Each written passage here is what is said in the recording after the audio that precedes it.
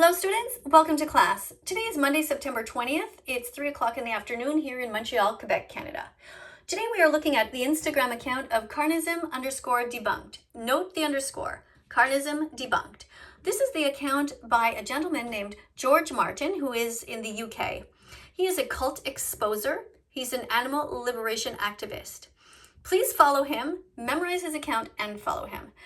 Let's have a look at some of the interesting things that he is posting. First of all, he talks about why I don't put trigger content warnings on graphic animal rights posts. Let's look at this. You can note here that there are many different posts in this series. There are different pages, and I'm going to read to you why he says what he does. Footage of animals being abused and murdered is awful to watch. It's not something I like seeing on social media on my social media feed myself, So here I'll give you my reasons as to, despite plenty of comments saying I should, both from vegans and quite hypocritically non-vegans, why I do not put warnings on my Instagram and Facebook posts informing people that it involves graphic animal violence. Page 2. Non-vegans should not have the choice to look away. It's all well and good for vegans to comment on a graphic post demanding they get a chance to avoid seeing animal abuse when they're forgetting who the post is actually aimed at.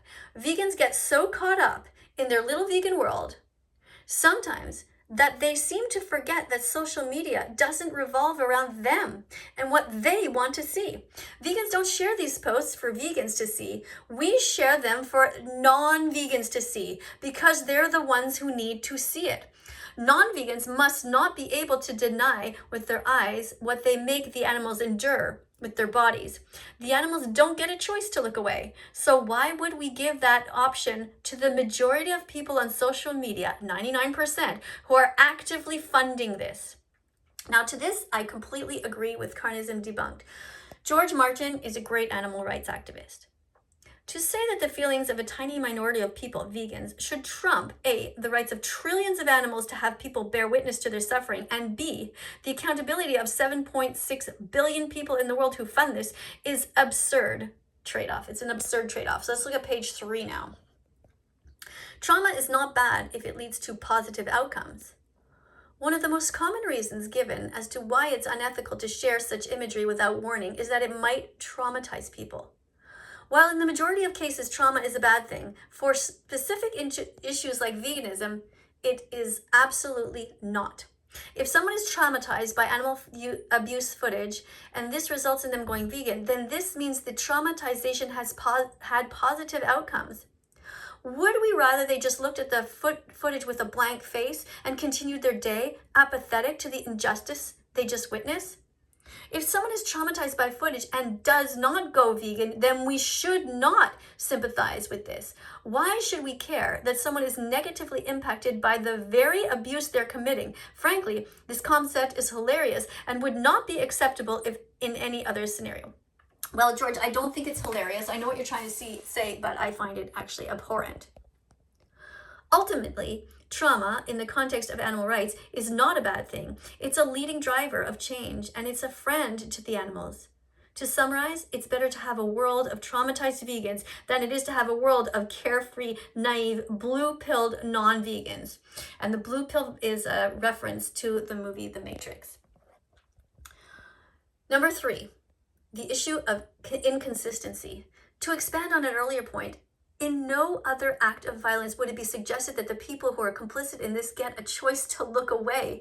Within the vegan community, it tends to be far left intersectionals who demand that a trigger warning or a CW is put on a graphic animal rights post. Ask yourself, if a white cop was on trial for the killing of a black man, would the intersectionals demand that the court put a trigger warning on the body cam footage because it might traumatize the cops to watch it?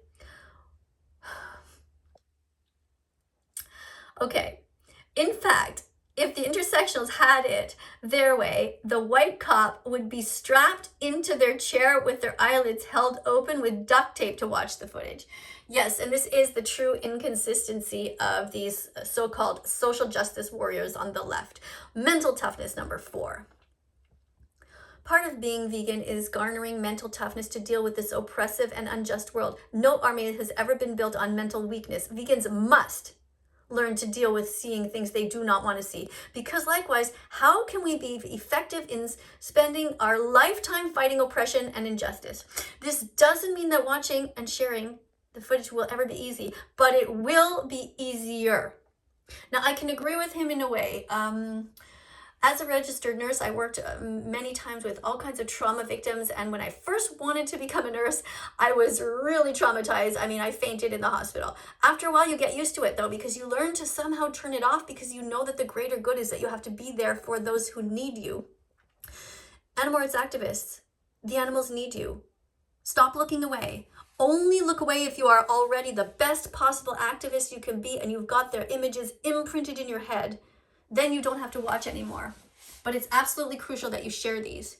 This is a war on animals, and a part of the fighting the war is seeing the dead bodies, the mutilations, and the killings.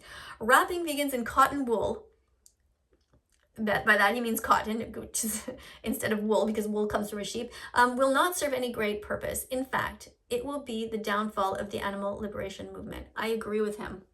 That's page 5. Let's see what's on page 6. Double censorship.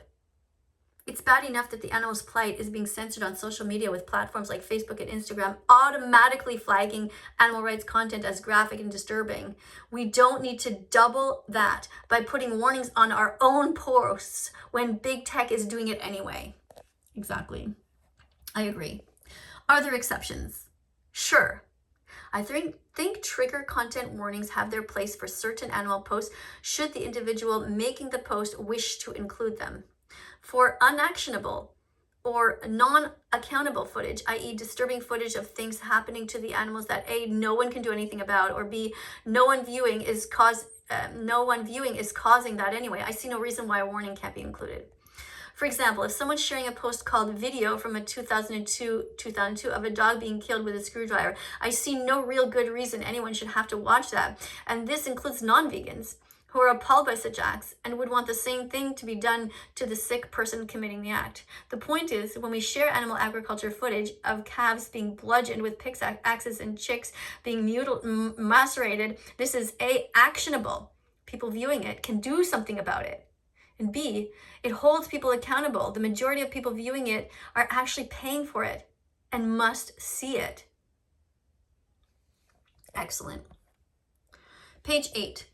So what can I do as a vegan if I don't want to watch the footage? To be honest, most vegans will get the gist of a video that is about to involve brutal murder, animal murder, within the first few seconds. As soon as you see your vegan friend share a video that looks like a slaughterhouse, hatchery, a farm, you know the deal and have the option to scroll past. But make sure to heart react or angry or sad react on Facebook, the post, before you do. So it boosts in the algorithm for non-vegans to see. So react to it. So same as my videos, either react to them by pressing no, you dislike them, or yes, you like them. Either way, react and write something in the comment section. Mental health is important, so take breaks from social media if the burden is getting too much.